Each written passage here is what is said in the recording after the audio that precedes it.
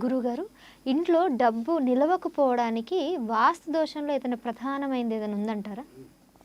మనకి వాస్తు ప్రకారము ధనానికి సంబంధించిన 2 దిక్కులు ఉంటాయి. ఒకటి ఉత్తరం కుబేర స్థానం, 2 నైరుతి. ఎక్కడైతే డబ్బు పట్టుకొని ఉంటుందో అది నైరుతి స్థానం.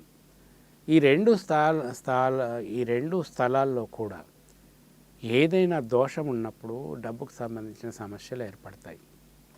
మిగతా దోషాల వల్ల కూడా ఏర్పడతాయి, కానీ ప్రధానంగా ఇవి 2.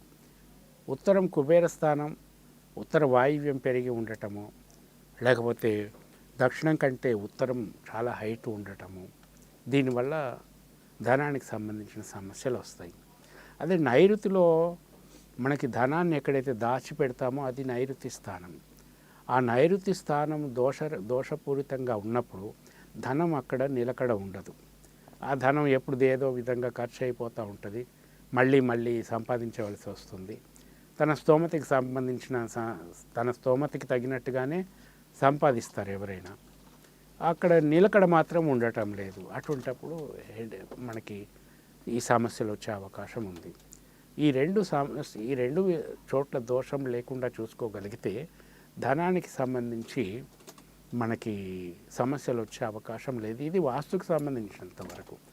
ఇంకొకటి ఏమిటంటే, ఎప్పుడూ కూడా వాడకూడని ఒక పదం